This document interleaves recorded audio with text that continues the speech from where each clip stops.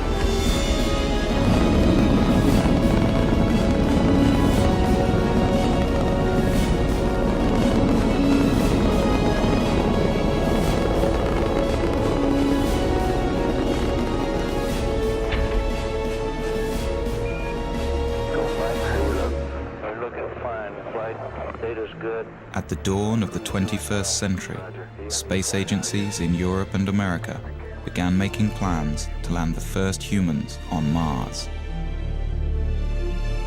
But manned missions to the Red Planet have been proposed before.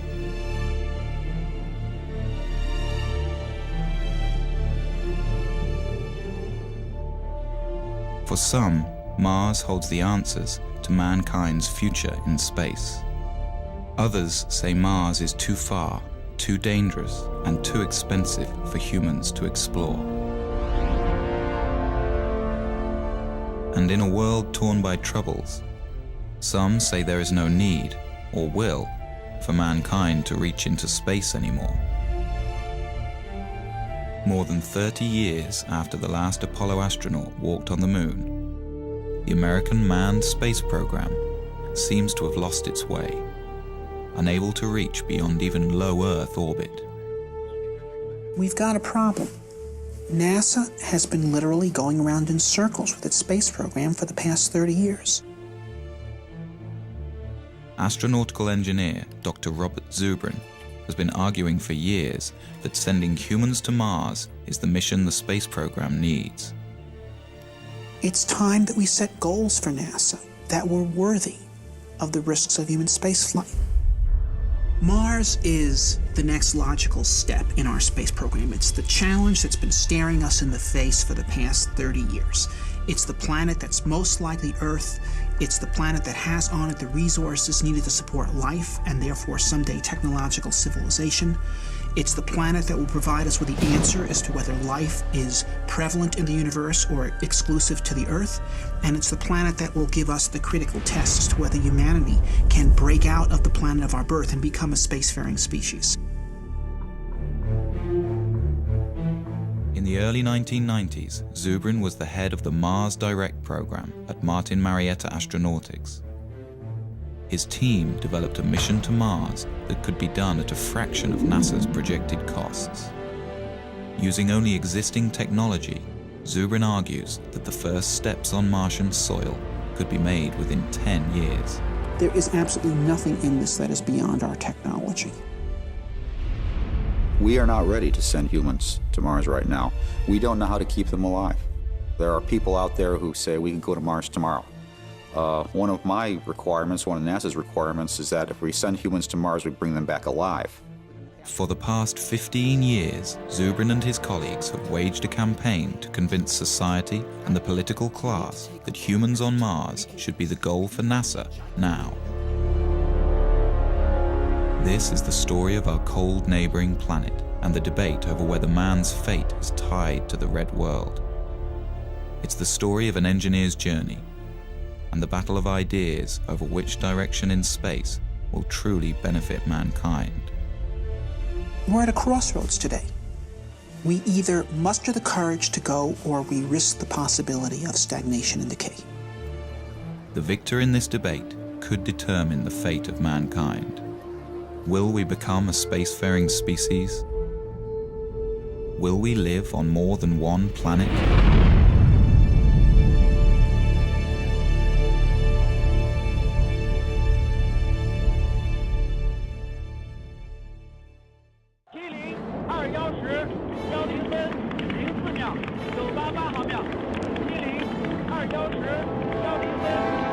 In the winter of 2003, the Chinese put their first taikonaut in space.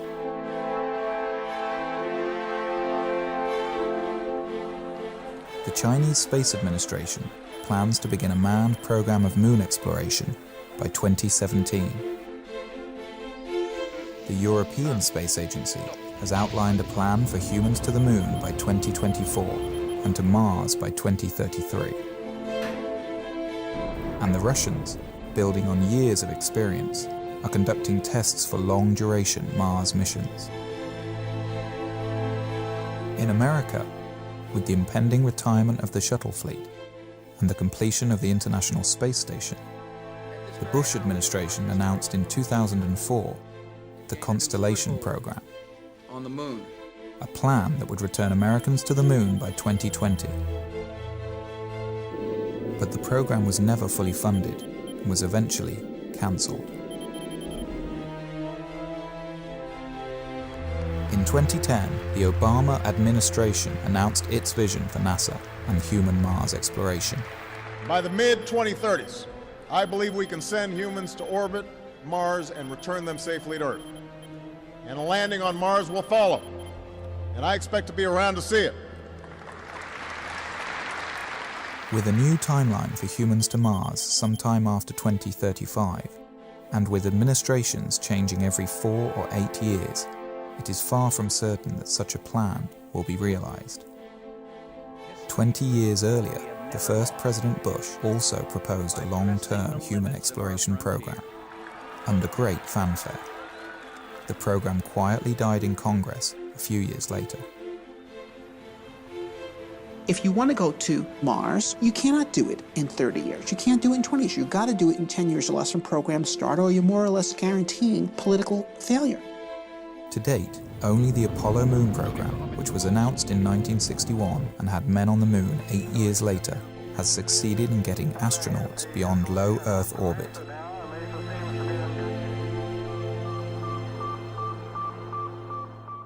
I was 5 when Sputnik flew. And while to the adults, Sputnik was a terrifying event, to me, as a child who was already reading science fiction, it was exhilarating, because it meant that this possibility of a spacefaring future was going to be real. And I was 9 when Kennedy gave his speech committing us to the moon. To go to the moon in this decade and do the other things, not because they are easy, but because they are hard.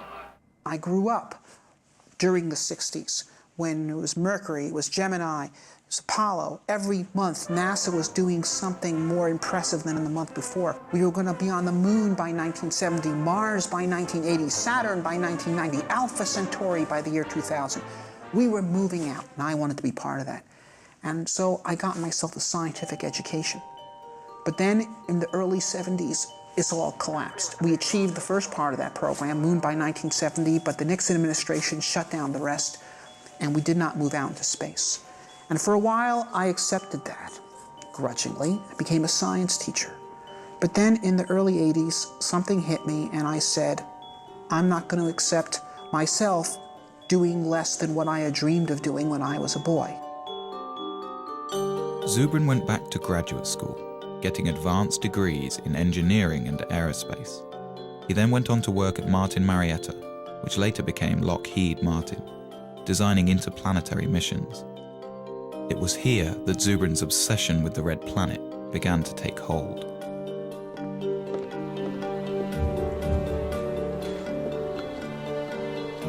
While at Martin in the 1990s, Zubrin and his colleagues developed a plan for sending humans to Mars that changed NASA's thinking on the issue. But the plan has languished on the drawing boards ever since. Now, as president of the Mars Society, Zubrin is at center stage in the debate over the future of manned spaceflight. Known as a smart, visionary scientist, he has authored several books on exploring space and is the self-appointed spokesman for the possibility of colonizing Mars. Mars is where the future is. Mars is the closest planet to the Earth that has on it all the resources needed to support life and therefore technological civilization. It has water, it has carbon, it has nitrogens, it has a 24-hour day, it has a complex geological history that has created mineral ore, it has sources of geothermal energy. Mars is a place we can settle. One reason for such optimism over a frozen world like Mars is evidence that 2 billion years ago, Mars was a much warmer and wetter place. We think that at one time in the ancient past, Mars was very similar to the condition of early Earth. This Martian warm age lasted for over 1 billion years and could have been a suitable environment for the development of life. If we go to Mars and find evidence of a second Genesis on Mars, I think we can conclude that the universe is full of life. We can probably conclude that on some planets that life evolves to more complex forms, and I think we'd be reasonable to conclude that intelligence could also emerge on some planets as well. It really does answer the question, are we alone? And that to me is a question that transcends science. It's a philosophical, societal, as well as scientific question. To me, that's the big prize. That's why Mars is interesting. That's why human exploration makes sense. Space programs are often criticized for the huge sums of money they require. Although the American space program is less than 1% of the federal budget, a human mission to Mars may have to wait for better times. There are those who say that we have many problems to deal with here on Earth, and we need to postpone ventures such as the human exploration on Mars until these problems are solved. Well, there were many problems in Spain in 1492, and there still are. There are problems that need to be dealt with here on Earth and should be dealt with. But we also have to think of the future. We also have to think about opening up new volumes in human history.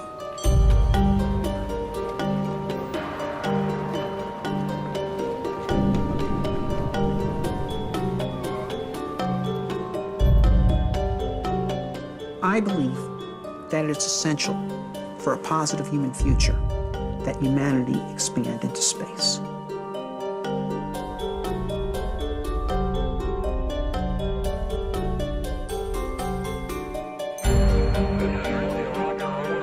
The greatest value that we got out of Apollo was the creation of intellectual capital through the inspiring of millions to go into science and engineering to be part of the great adventure of human expansion into space. There's a phrase that happened with the Apollo program, which was, if we can go to the moon, we can. And then everybody's filled in whatever they were interested in. Build mass transit, cure cancer, do this, do that. The point is, it did give us a sense that we could accomplish great things. It did bring out the best of us. We excited a generation of engineers and scientists. The generation that built the computers and cell phones and all the technology everybody uses today and takes for granted. If we set humans to Mars as our goal, we'll get millions of new scientists that will create new inventions, new industries. This is the enormous payback, and we can get it if we set the kind of challenge that will inspire the youth. To Zubrin, civilizations, like people, thrive on challenge and decay without it. We have everything we have today because of our predecessors who had the courage to leave the world of the known and go out into the wilderness and build new cities.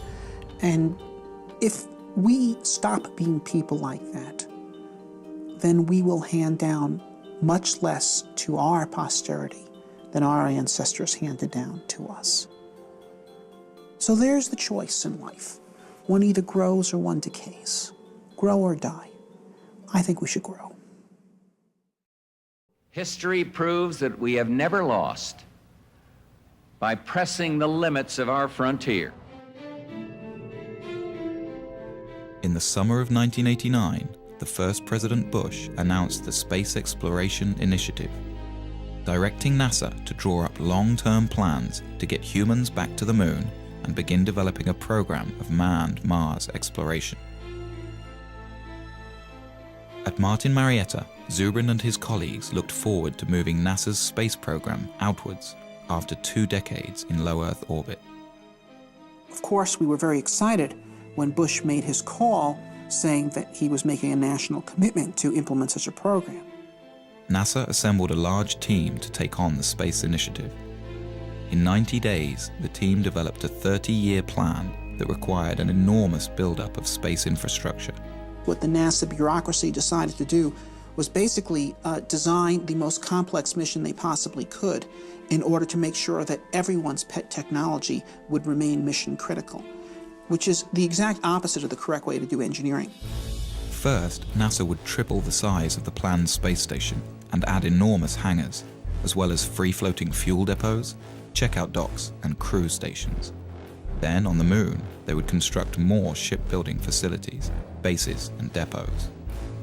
Next, the moon crew would construct the Mars ship, a huge craft dubbed by its detractors as Battlestar Galactica. This ship would carry everything to Mars over an 18-month flight.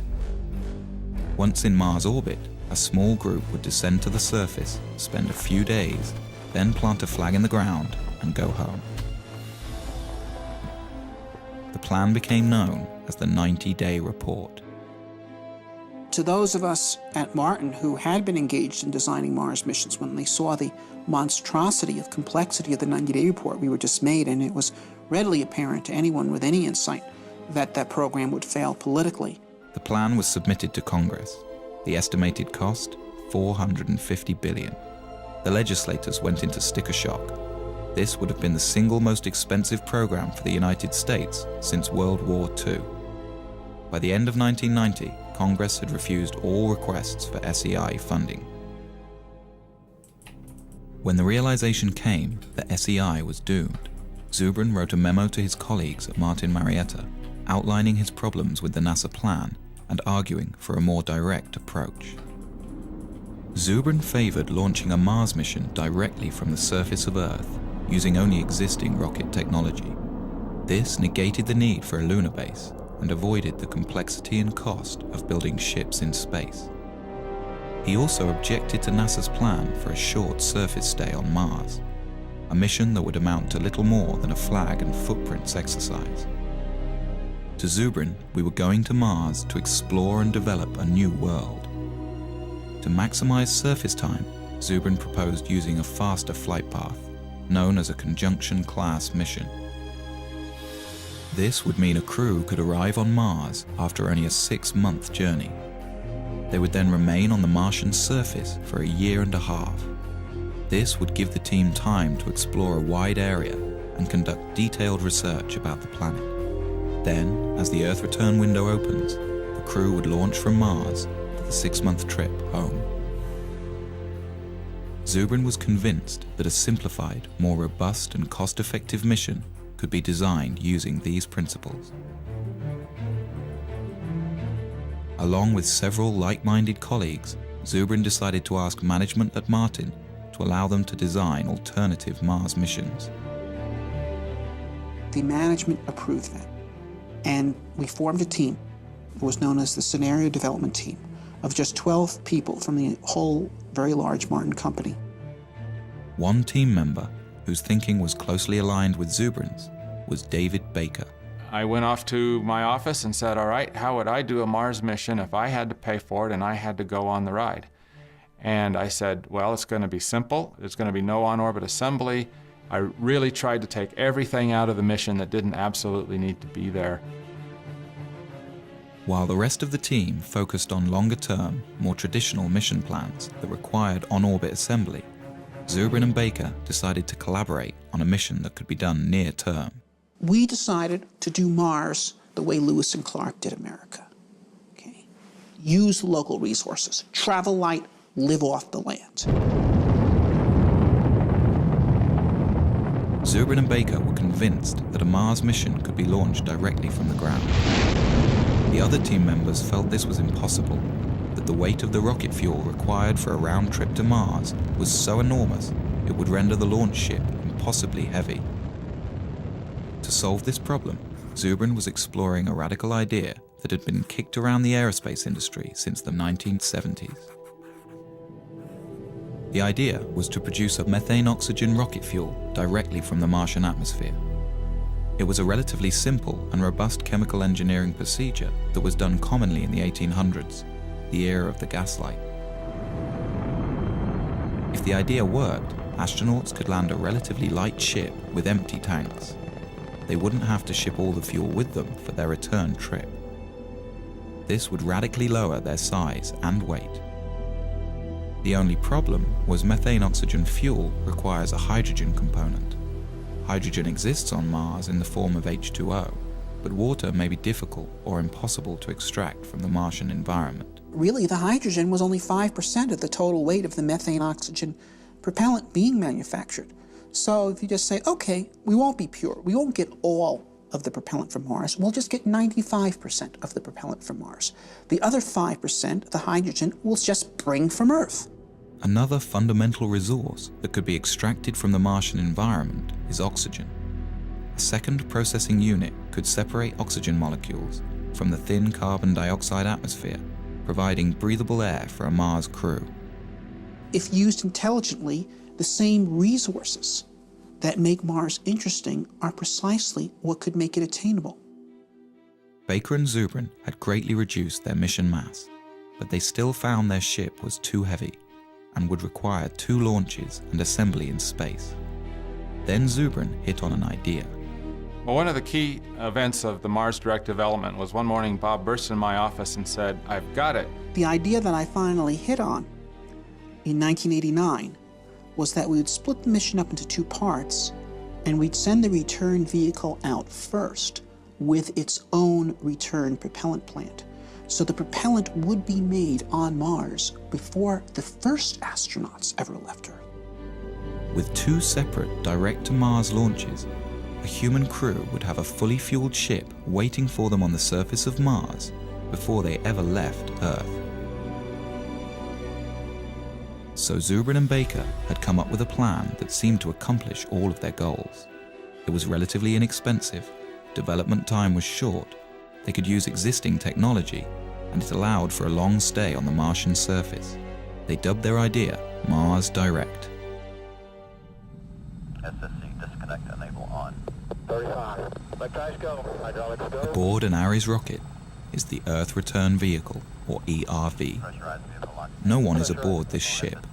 It will pave the way for the astronauts who, years later, will use the ERV to return to Earth. 1. And liftoff.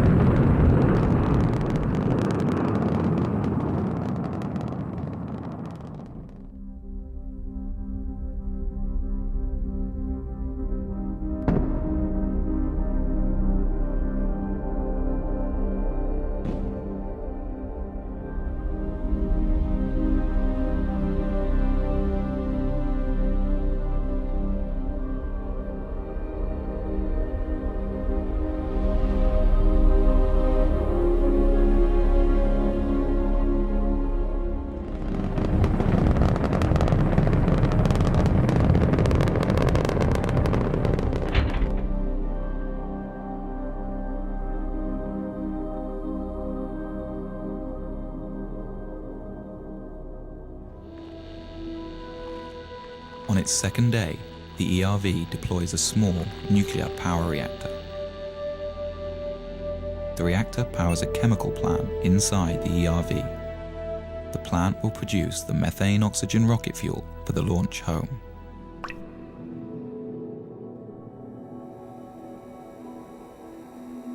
Nearby, a second robotic rover is guided to a pre-picked landing site for the human crew. It places a radar transponder to help guide the astronauts in. The long journey to land a human being on Mars begins. 3, 2, 1, engine start.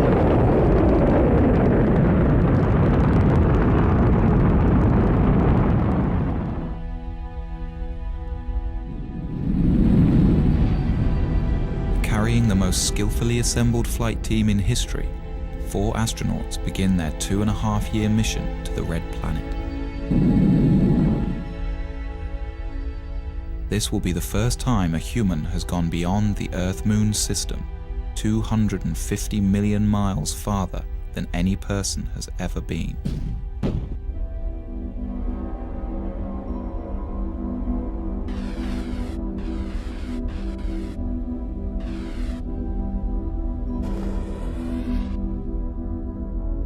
To counter the health problems of zero gravity and to fully acclimate the astronauts to Mars, the ship will deploy a weighted tether attached to the last stage of the spent rocket booster.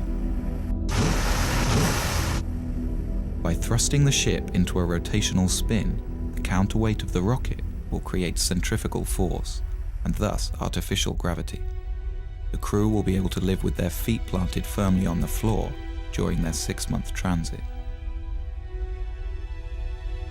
But the HAB is not entirely alone on its journey. Just ahead of it is a second ERV, identical to the first. Launched just a few weeks prior to the HAB, it will prepare the way for a second human crew that will follow 2 years later. It can also function as a backup for the first mission if anything should go wrong.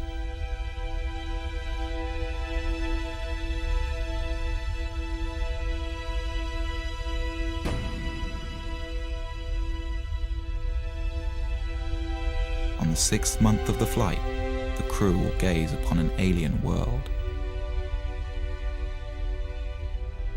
This is the new frontier. Oh, spectacular. Just spectacular. After days in orbit and satisfied with the landing conditions, the crew will receive final word from Mission Control on Earth. All systems are go for entry, descent, and landing. 3, 2, 1.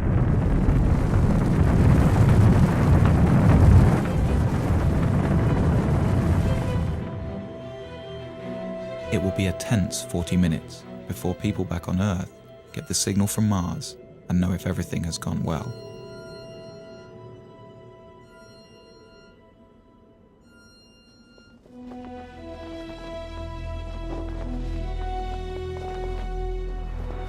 Okay, 75 feet.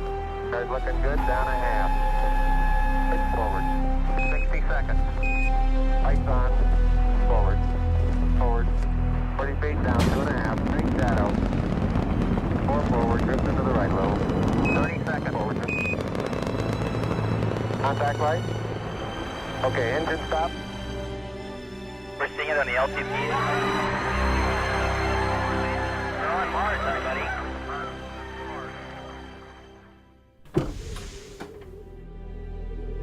For more than 500 days, the astronauts will live on Mars and embark on one of the greatest journeys of discovery in the history of science. Will they find life? Or the fossilized remains of past life?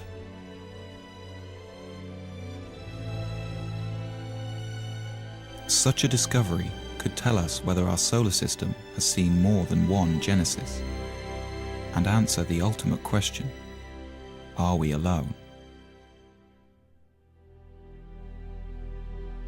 In any case, these explorers will be learning how feasible the colonization of Mars really is, and whether or not mankind has a future among the stars.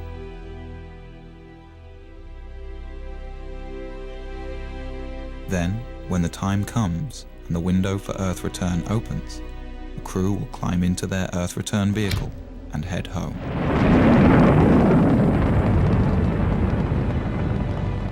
They will arrive home heroes, the first to stretch the limit of man's expanse from one planet to another, their names added to the list of great explorers of new worlds. In their footsteps, others will follow.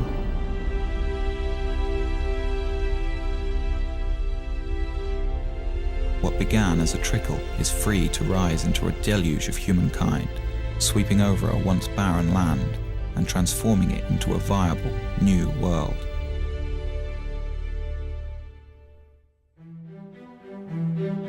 When Baker and Zubrin presented Mars Direct to their bosses at Martin, they expected the worst.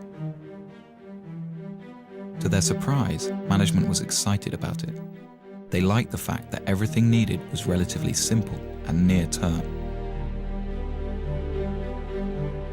As time went on, Martin Marietta embraced Mars Direct as their creation and put Bob and I on an airplane to several NASA centers to present Mars Direct and try to build some momentum for it. Baker and Zubrin flew to the Marshall Space Flight Center in Huntsville, Alabama. This had been one of the original design hubs for the Apollo moon landings, but recently many of the engineers had become demoralized by the failure of NASA's SEI program. Tag team style, Baker and Zubrin presented their alternative mission architecture. The response was thrilling. The old-school Apollo crowd embraced it. This was a plan that actually made sense and was within reach. Baker and I gave a number of briefings. The first was at the Marshall Space Flight Center. Next was at Johnson. These people were incredibly excited. Over the next few weeks, Zubrin and Baker were flown around the country, pitching to all branches of NASA. And everywhere they went, the response was electric. The plan was standing up to scrutiny, and groups all over NASA were converting to Mars Direct. Their tour culminated in a public presentation to the National Space Society. The crowd gave the two aerospace engineers a standing ovation.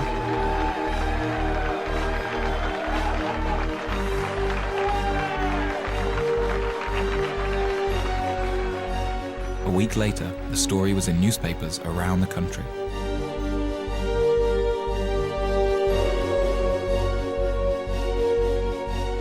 But a counterattack was beginning to form within NASA. The space station teams and many in the advanced propulsion groups were against the idea. Since Mars Direct didn't need their programs, they felt under threat. As quickly as doors opened for Zubrin and Baker, they began to close. NASA didn't want to pursue a Mars mission at that time. They didn't want to be derailed by a bunch of Mars fanatics that thought that their idea of what NASA should do should overwhelm what NASA thought NASA should do. What we did in Mars Direct was literally come up with the leanest solution, the one that involved the least spending on an assortment of technologies and infrastructural elements, including, for example, we made no use whatsoever of the International Space Station. And so people involved in all those programs were very upset because we were showing that you could go to Mars without their program being required. And they felt that we were de-justifying them. The NASA administration rejected Mars Direct. The two engineers were outsiders again. But Zubrin remained determined. Bob had grabbed hold of it, and I could see that it was his, and no matter what I did, he was going to do what he was going to do. And he was going to be a proponent for it and push it, and I really saw my role sort of evaporate. It's a little bit like being a dim planet next to a bright star around him in terms of his enthusiasm, and you really can't compete with that. All you can do is decide how you're going to deal with it. By February 1991, Baker quit Martin to start his own firm.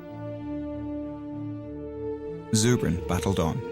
For the next year and a half, Zubrin tried to get NASA to pay attention, giving speeches, writing papers, but Mars Direct's time seemed to have passed.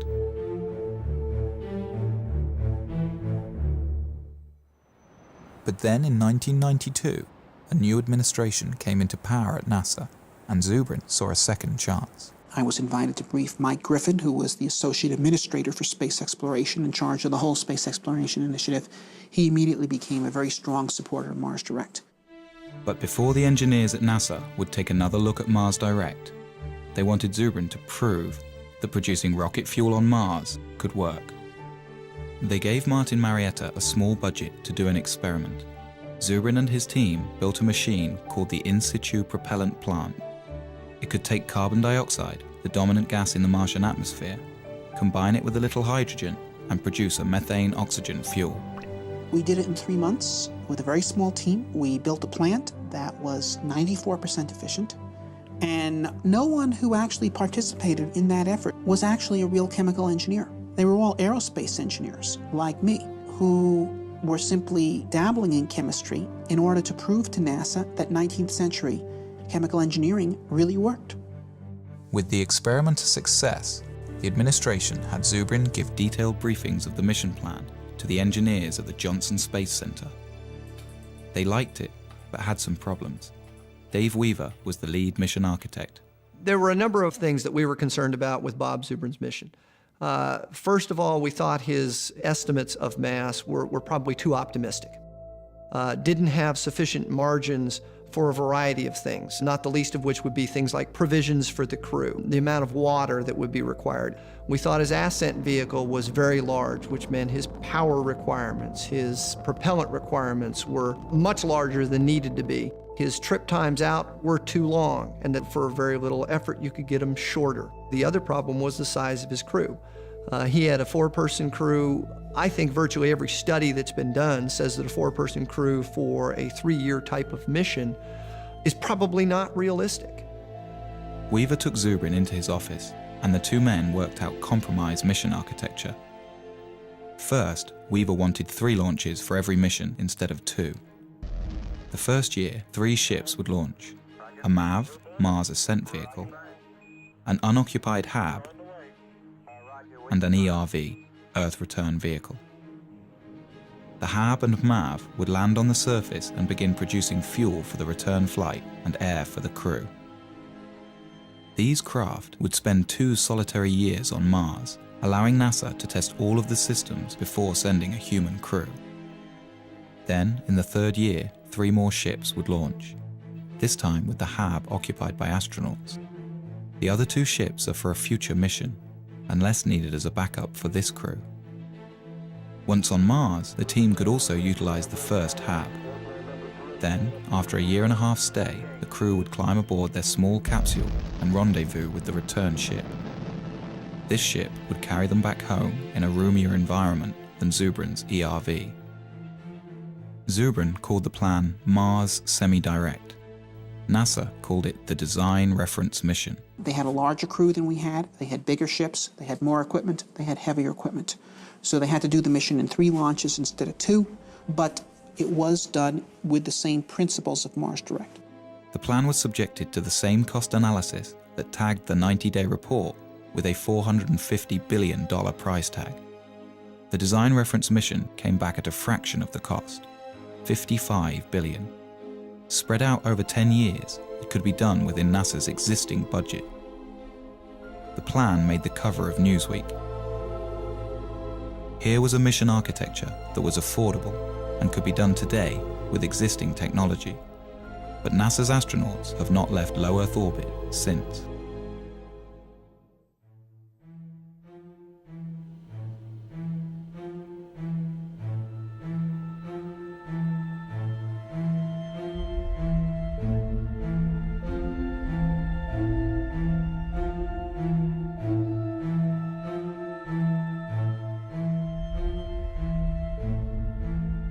With the completion of the International Space Station and the retiring of the Space Shuttle program, a debate rages over the future of space exploration. Should NASA continue to focus on low Earth orbit, developing technologies for the future? Or should NASA have a goal, like it did in the 1960s with Apollo? The way we got to the moon was by a presidential imperative that demanded that NASA get to the moon within a decade. So NASA was forced to sit down, design a plan for how to do that, and then fly the mission. Since that time, without the presence of a driving imperative, we engage in basically a random set of constituency-driven programs which are justified ad hoc afterwards by the argument that they could prove useful at some time in the future when you actually have a plan to go somewhere. I think NASA has focused on a steady process where the government can't just pull the plug on their funding. I think the Apollo cancellation was very traumatic for NASA, and it really transformed NASA from what it was in the 60s to more of what it is now. If you have a singular program like going to Mars, then it is very vulnerable to having its funding pulled. NASA must be destination-driven. It is the only thing that allows the agency to be productive. NASA was 100 times more productive when it was destination-driven than in the period that it has not been. And we have stagnated in NASA since 1973. 30 years, more than a generation, has been wasted.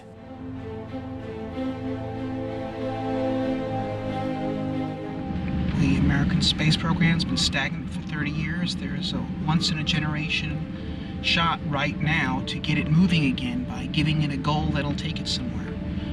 So the stakes today are high. And if you ask me if I am nervous right now, I am. Dr. Zubrin. Why is NASA stuck in low Earth orbit? The problem with NASA's lack of current achievement is not money. The problem is lack of focus, it's lack of a goal. It shouldn't be humans to Mars in 50 years. It should be humans to Mars in 10. We can do this. We do not need gigantic nuclear electric spaceships to send people to Mars. That is pork, it's nonsense. The primary question I get from the American people is, why aren't we doing this? There's a big sense of disappointment, almost verging on a sense of betrayal. The purpose of spaceships is to actually travel across space and go to new worlds, not to hang out in space and observe the health effects from doing so. Dr. Zubrin, in your testimony, you were very passionate, but you also were mad. You're mad we haven't done this, or that this vision has been stolen from a generation? I guess you could say that. It's like Columbus coming back from the New World and Ferdinand and Isabella saying, so what, forget it, burn the ships. Okay, you know, that's what has happened in this country.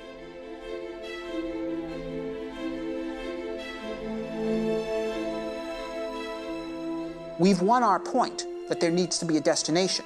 What we need, the point we need to win on now is that the destination needs to be Mars, and it needs to be soon.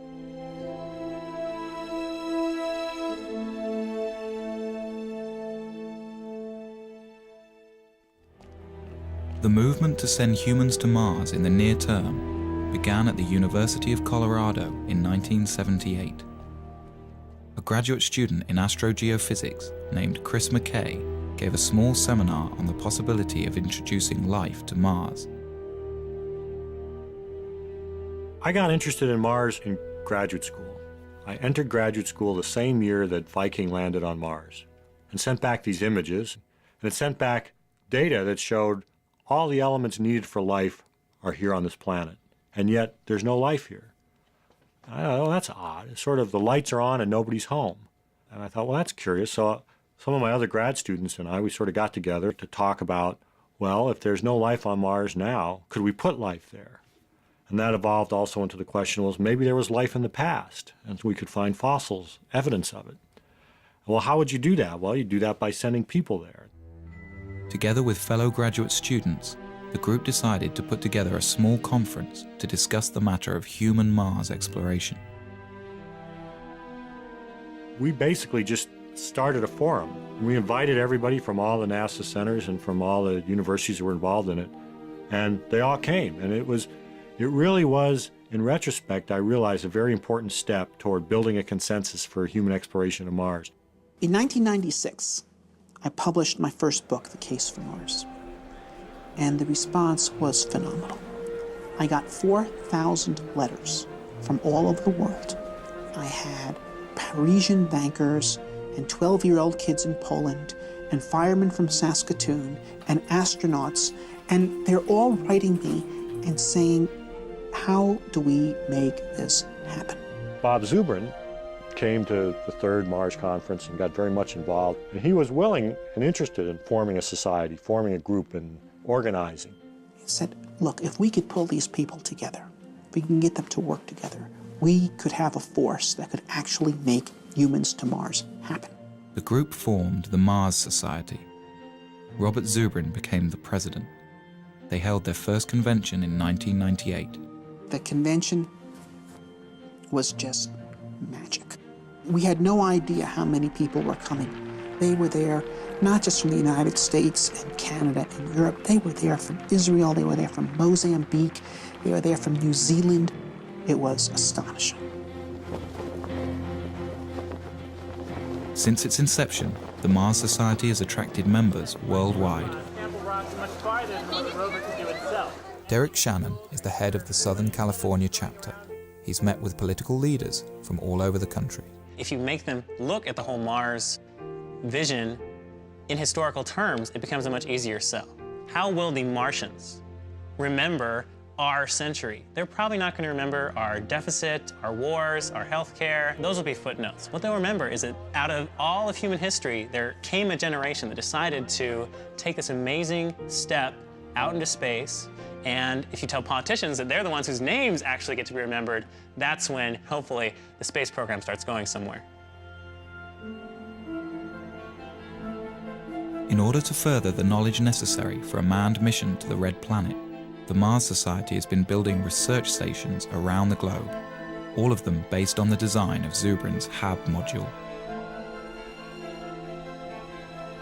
Most recently, the Society set up a desert research station in Utah. Here, international researchers and aerospace students come to do experiments under the harsh desert conditions and learn what's necessary to keep a Mars crew alive and productive. Basically, what we're doing here is undergoing analog studies. Crews of up to 6 people at a time come together to live in a full simulation environment for up to 14 days. So what that means is every time we go outside the HAB, people have to don spacesuits, they have to depressurize. When we go outside, they're called extravehicular activities. They can only be of a certain duration due to the air supply. We have to recycle all our water and basically have our own food as well.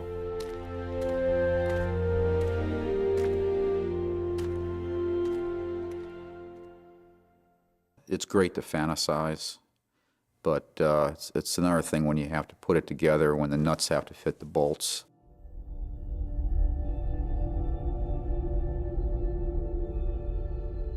Like the Apollo missions to the Moon, sending human beings to Mars will mean putting people in harm's way. There are many dangers in outer space, and many things could go wrong. A serious equipment breakdown could doom the crew to their deaths. Some argue that the risk of failure is simply too high. You know, back in the days when medieval man was looking out from Europe and thinking about exploring the world was unknown, and map makers populated their maps with dragons. We've got the same thing today. There are people who are afraid to go out into space, and they've populated their maps of the solar system with dragons. You know, we've got cosmic radiation, we've got zero gravity, we've got back contamination. But these are dragons that we can take on.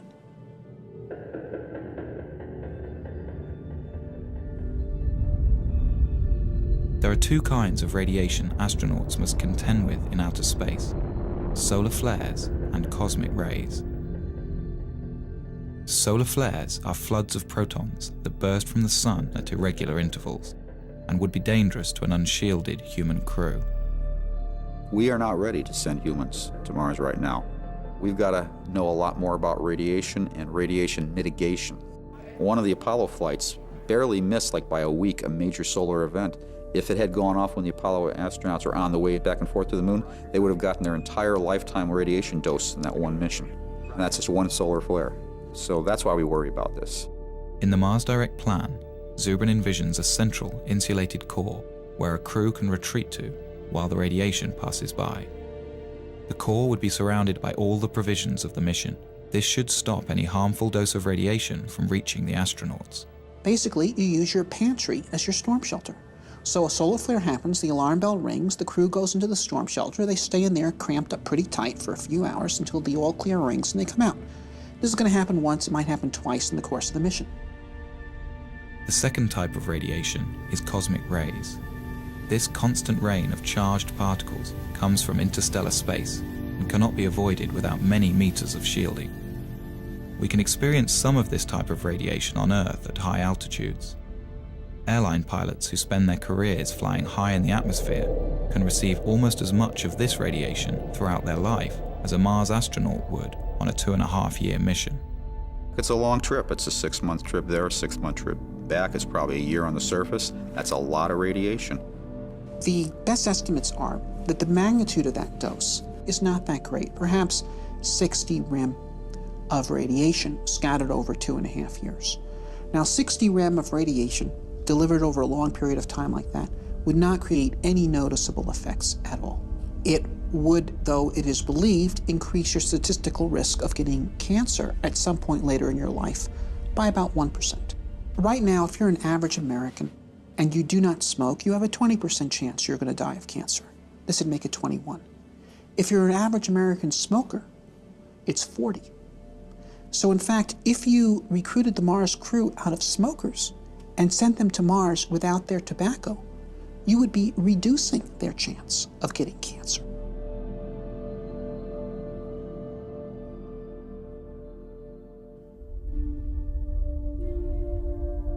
With the immense distance from Earth, never before experienced by a human being, with the constant dangers of outer space surrounding their small, life-sustaining craft, and with nowhere else to go, the psychological impact on a crew could be severe.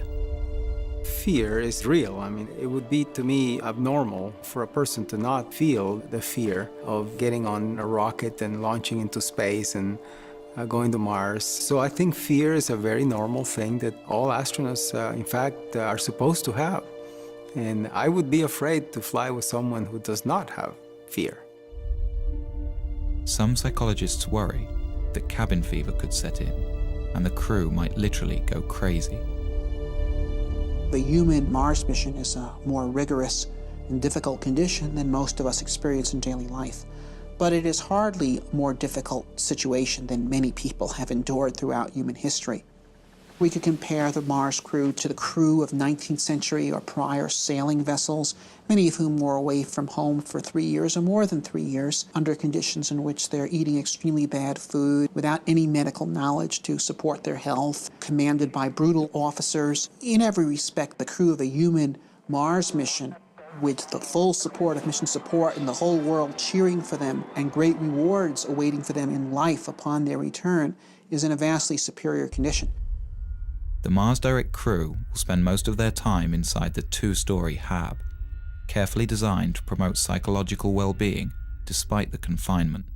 The space where I think everybody would spend the most time, just like a lot of homes on Earth, would be the galley wardroom area. There would be chairs, a table, some kind of large screen for entertainment. You would have individual staterooms about 4 or 5 feet wide. The ability for them to communicate with loved ones, with colleagues on Earth, I think will be almost unlimited. A Mars crew will need to be carefully chosen and thoroughly tested to ensure their ability to handle the extreme isolation. Wow, what a place. What a view, isn't it, John? It's absolutely unreal. John Young, who went to the moon, used to say that he could cover the Earth by just lifting his thumb up to it.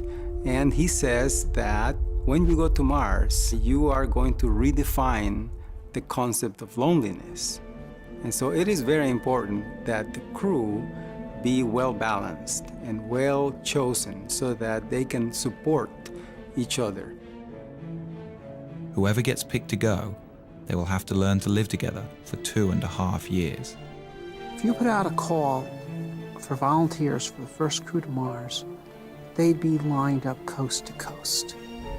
Most people recognize what's left after you go is the good you left behind.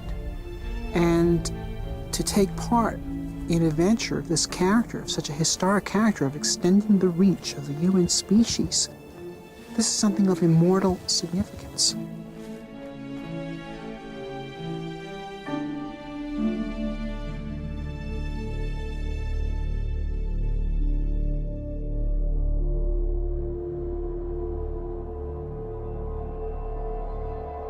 One of the most bogus threats associated with the Mars mission is the so-called back contamination issue, which is this notion that you go to Mars and discover these virulent disease organisms that you bring back to Earth and destroy all life on Earth.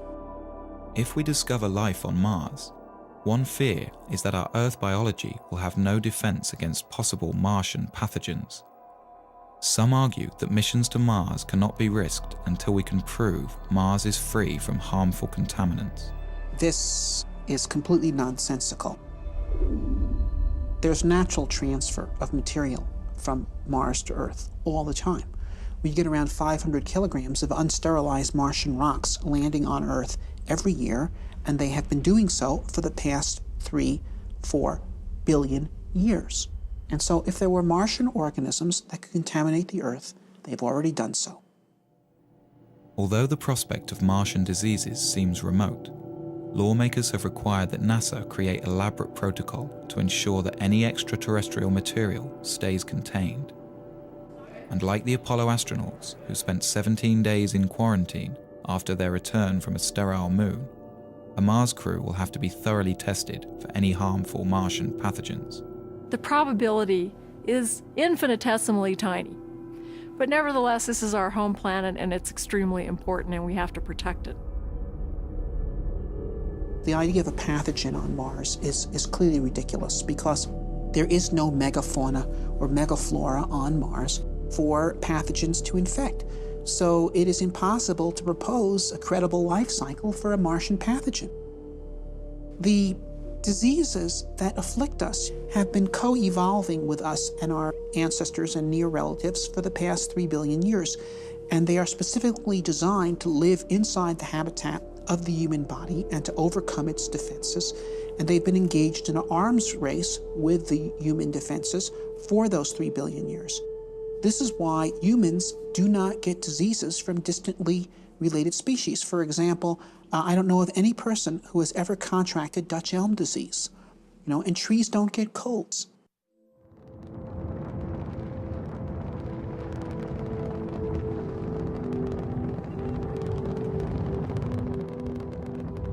When the first Mars lander touches down, the crew will be staring out at a new world, a place that in 4 billion years, no eyes have ever seen.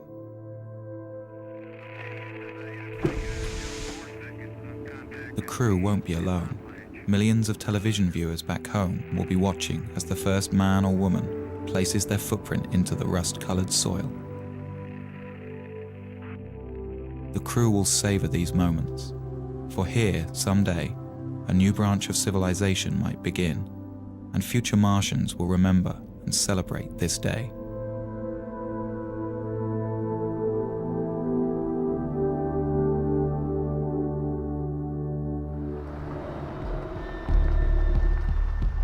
There is much for the crew to do and explore. One of their main mission objectives will be to search for signs of microscopic life. To do this, they will follow the ancient water flows. For on Earth, where there is water, there is life.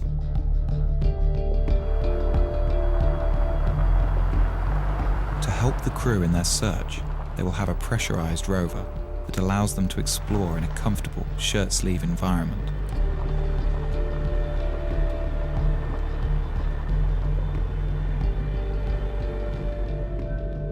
This means the crew can examine a vast area around the landing site during their 18-month stay. And there is much to explore.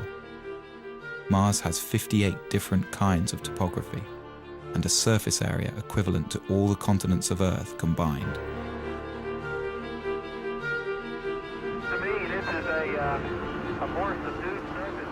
If these explorers can uncover the fossilized remnants of indigenous Martian life, they will redefine mankind's understanding of its place in the universe. For if life arose separately on a planet so close to our own, it strongly suggests that the universe is a biologically rich place and full of life.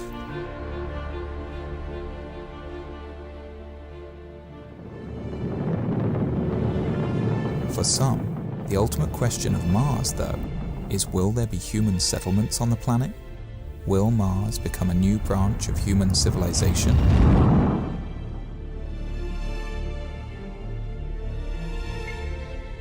As each subsequent Mars mission explores a wider and wider area of the planet over several years, an ideal site for a base will be found.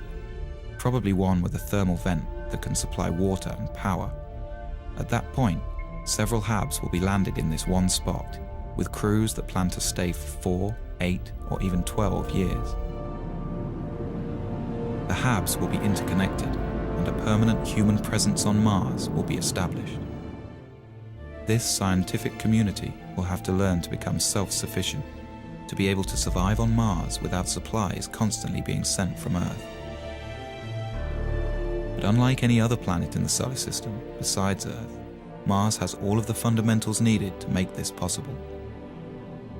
Its 24-hour and 37-minute day is critical for growing plants. It has all of the elements necessary for creating building materials like plastics, metals, and glass. And it has oceans of water frozen into the soil.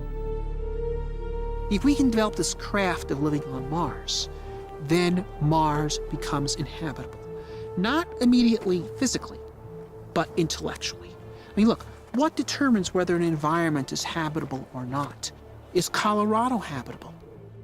We're not naturally adapted to live in Colorado. We're tropical animals. No one could survive a single winter night here without technology, such as clothing, efficient use of fire. We invented our way into becoming people that could colonize such hostile environments.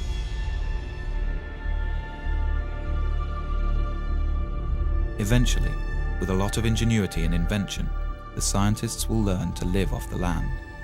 They will grow crops in the iron-rich but potassium-poor soil. And they will produce oxygen and energy from the water and atmosphere.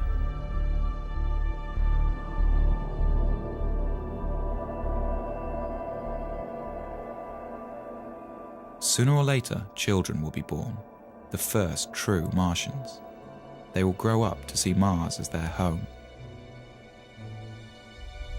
With time, more and more people will arrive. These won't only be scientists, but settlers, people who plan to stay.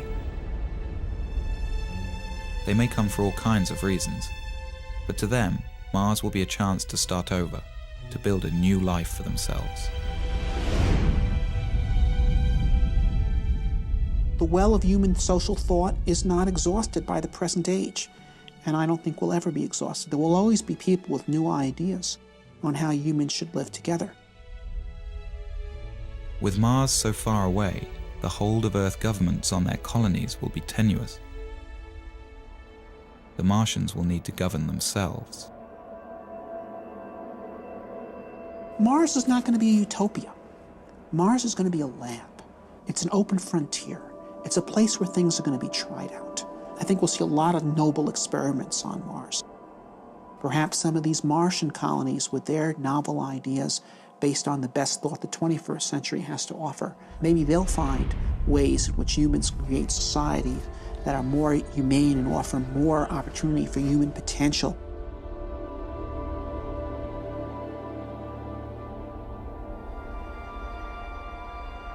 The ultimate dream of the Martians will be to terraform their planet, to make Mars as hospitable as Earth. This may not be as big a fantasy as it seems.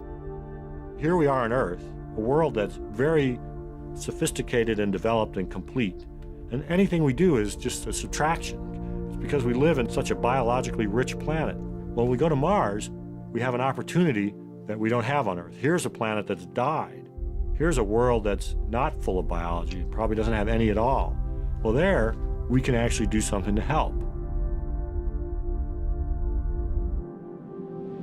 Once there are large human settlements on Mars that have significant industrial capability, we could actually start addressing ourselves to the question of transforming the Martian environment itself, terraforming Mars, as it's called, because Mars was once a warm and wet planet, and it could be made so again through human engineering efforts. With daytime temperatures in the Martian tropical zone averaging around 0 degrees centigrade, and with an atmosphere only 1% as thick as Earth's, exposure to these elements by a human without a spacesuit would be instantly fatal. The first step to terraforming Mars and bringing it back to life will be for the Martian colonists to warm up their planet. Well, we know how to warm up planets. We're doing it on Earth. by putting gases in the atmosphere. On Earth, it's not a good idea to warm up the planet. The temperature was just fine, thank you. We don't need it any warmer here. But in principle, if you could trap the sunlight reaching Mars today, every single photon that's hitting Mars, Mars would warm up in about 10 years. Well, obviously you can't trap every single photon that's hitting Mars, but you can trap about 10% of them with the greenhouse effect. So that would imply that Mars could warm up in about 100 years. Well, 100 years is a long time, but it's not astronomically long. One idea is to build small, automated factories that produce super greenhouse gases with no ozone-depleting side effects. Although these gases would be unwelcome on Earth, for the Martians they would be an efficient way to trap heat. Then within a few decades, we would raise Mars by more than 10 degrees centigrade. And if you did that, that would cause massive amounts of carbon dioxide that is currently absorbed into the Martian soil to start to outgas. Carbon dioxide is also a natural greenhouse gas. As it builds up in the atmosphere, more and more heat will be trapped, which will in turn cause more CO2 to outgas. The process will become automatic, and as the atmosphere thickens, Mars will eventually reach a state of equilibrium and stay warm naturally.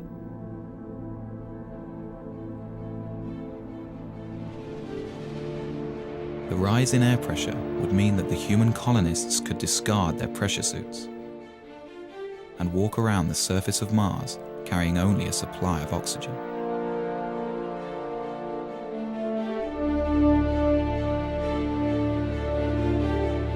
And as the temperatures rise on Mars, water frozen into the soil will begin to melt out. And for the second time in its history, Mars would have liquid water on its surface. Dry Martian rivers will start to flow. Seas will rise, and there will be rain clouds in the skies.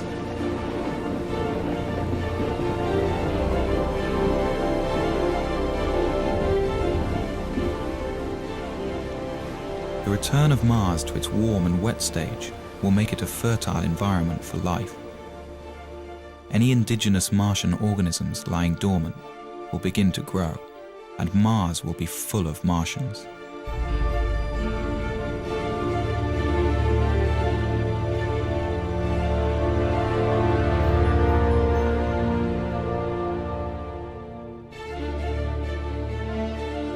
If no native life emerges, or that life is all dead, then humans could begin addressing the idea of bringing life from Earth. At first, it would be simple organisms, perhaps genetically engineered, that would thrive in the Martian environment. Then more complex plants could be introduced. The plants would be right at home in the carbon dioxide atmosphere, and with no competition and a whole planet to cover, they could transform Mars into a green world.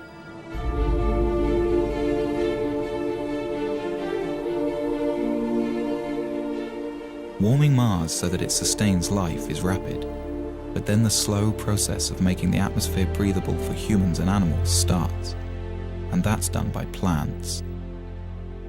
Although the process will happen naturally, if the colonists can't find a quicker way, it will take tens of thousands of years. This is a philosophical debate. Many people think the universe has a big sign on it that says, "Do not touch." Leave it alone. It was made this way. It is not in our purview as human beings to change anything. I can respect that view, although I disagree with it. I think the universe has a big sign on it that says, "Go forth and spread life." Because when I look around the universe, I think life is the most amazing thing we see. It is just incredible. And we human beings are uniquely positioned to help spread life from this little tiny planet, which it seems to have been started on, beyond. And that's our gift. Earth's gift to the universe, I think, is the gift of life.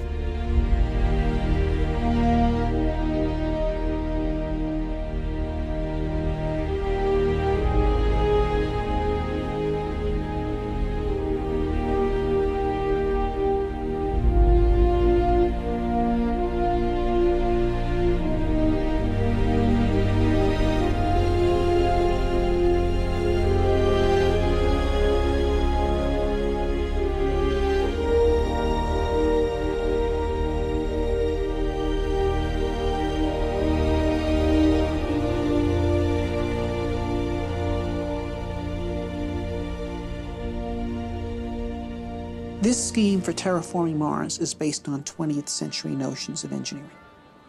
I don't think it is how Mars will actually be terraformed. What you have here is a 20th century mind trying to address a 22nd century problem. And so I think Mars will be terraformed by the 23rd century, not by the 33rd, by the 23rd. Things that would seem utterly fantastical to us is how it will actually be done, but it'll be done. We're at a crossroads today. We either muster the courage to go or we risk the possibility of stagnation and decay.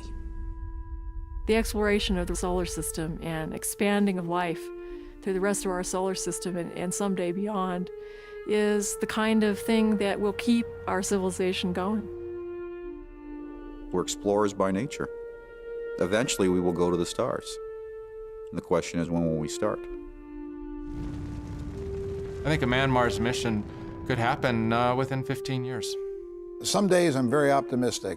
I think we can do it in 10, maybe 15 years. Other days I see all the political things that go into the space program. I look back on the 30 years we've been bogged down, and I get more negative about it, and I say it's going to be another 3 decades or 4 decades. I would be surprised if we got to Mars prior to 2025 or 2030. In May of 2018. Understanding the various political obstacles that exist and what we need to fight through to get the program started, I believe that we will be on Mars by 2020.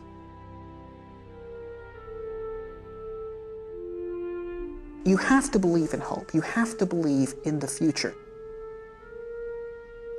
There are more and more people coming around to the point of view that a positive future for humanity requires human expansion into space. We will eventually break through the forces of inertia that have been holding this thing back.